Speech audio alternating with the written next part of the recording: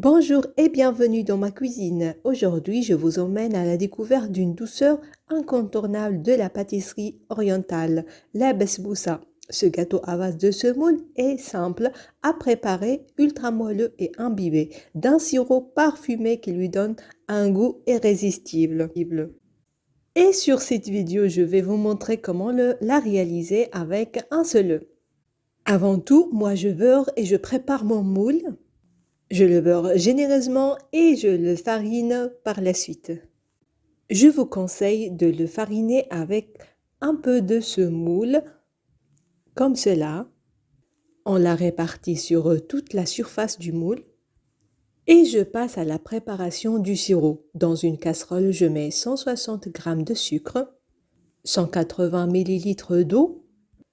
Je porte le tout à ébullition, puis je baisse le feu et je laisse mijoter 5 minutes pour que le sirop épaississe légèrement. Par la suite, j'ajoute la cuillère de miel et je mélange. Ce sirop est ce qui rend la besboussa si savoureuse et si fondante. Et là, dans un grand bol, je casse un œuf et j'ajoute la pincée de sel, 7 g de sucre, 2 fleurs d'oranger. Je mélange bien et j'ajoute 85 ml d'huile. Je l'ajoute progressivement tout en mélangeant. Par la suite, j'ajoute 190 ml de lait. Je mélange. À présent, j'ajoute 210 g de semoule fine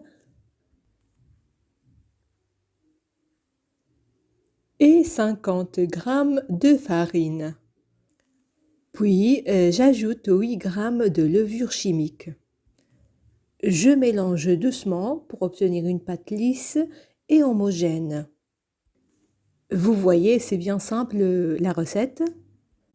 Notre pâte semble un petit peu liquide, mais soyez rassurés parce que la semoule va absorber tout ce liquide.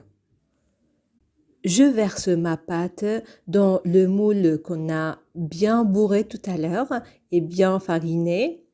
Moi, j'utilise ce moule rond avec une certaine décoration. Vous pouvez utiliser le moule que vous souhaitez, que vous avez chez vous. J'enfourne dans un four préchauffé à 180 degrés pour environ 25 à 30 minutes, ou bien jusqu'à ce que le dessus soit bien doré. Une fois la besboussa cuite et encore chaude, je verse le sirop uniformément sur toute la surface. Vous allez voir que la pâte va absorber tout ce liquide en quelques minutes. À cette étape, j'essaye de démouler ma besboussa et je la laisse refroidir avant de la découper. Voici le résultat final. Notre besboussa est bien prête.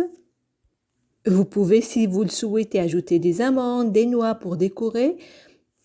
Regardez-moi cette couleur, elle est vraiment magnifique, moelleuse, parfumée. Une vraie invitation au voyage. Si vous l'avez aimé, pensez à liker cette vidéo, à vous abonner pour plus de recettes et dites-moi en commentaire si vous avez testé cette version. Allez, à très bientôt!